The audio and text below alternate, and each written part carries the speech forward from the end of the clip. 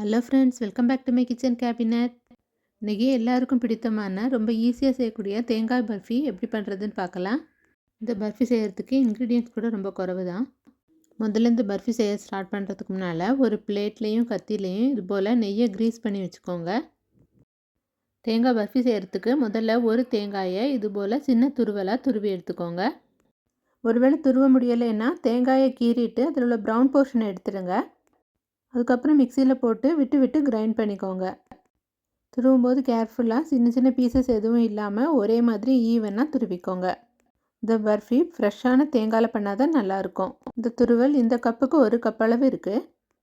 இதே கப்புக்கு 3/4 கப் அளவு சுகர் எடுத்துக்கிறேன்.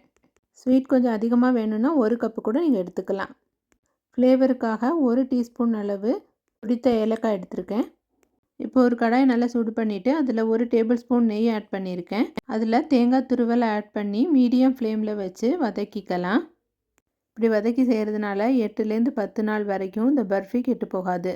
அதோட இது வதக்கிறதுனால ஃப்ளேவரும் நல்லாயிருக்கும். மீடியம் ஃப்ளேமில் வச்சு தேங்காய் வாசனை வர அளவு மட்டும் வதக்கிக்கோங்க. தேங்காயில் ஈரப்பதம் போய் உதிரி ஆகும், அந்தளவு வதக்கினா போதும்.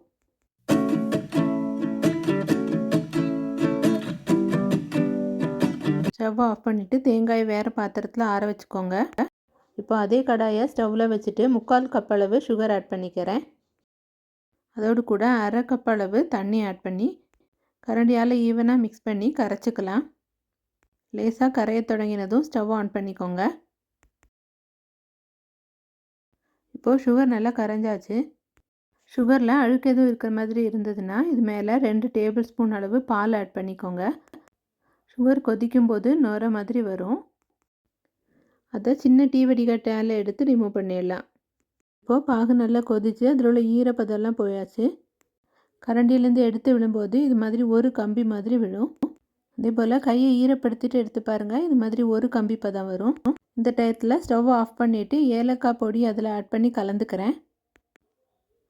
மிக்ஸ் பண்ணினதும் நம்ம எடுத்து வச்சுருந்த தேங்காய் துருவலையும் அதில் ஆட் பண்ணிக்கலாம். இப்போ இந்த துருவலை வெள்ளைப்பாகோடு சேர்த்து ஈவனாக நல்லா கலந்து விட்டுக்கலாம்.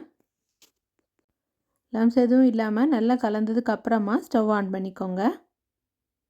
இந்த ஸ்டேஜில் 1 டேபிள் ஸ்பூன் நெய் கூட ஆட் பண்ணிக்கலாம்.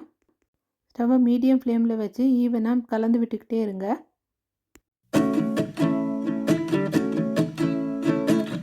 ஒரு ஸ்டேஜில் கடாயில் ஒட்டாமல் இது போல் கண்ணாடி பதத்தில் இருக்கும். இந்த ஸ்டேஜில் எடுத்துடக்கூடாது. எடுத்தால் அல்வா பதத்தில் தான் இருக்கும். இன்னும் தொடர்ந்து கிளறிட்டே இருங்க. இப்போ நல்ல திக்கான பதத்தில் தேங்காயெல்லாம் நல்லா பூத்த மாதிரி வெள்ளை நேரத்தில் வரும். இதுக்கு மேலே கிளறினா உதிர்ற பதத்துக்கு இருக்கும். அந்த மாதிரி ஸ்டேஜில் நெய் தடவி வச்சுருக்கிற பிளேட்டில் கொட்டிக்கோங்க. நெய் தடவின ஃப்ளாட்டான கரண்டியால் லெவல் பண்ணிக்கோங்க. லேசாக சூடாக இருக்கும்போதே நெய் தடவின கத்தியால் கட் பண்ணிக்கோங்க.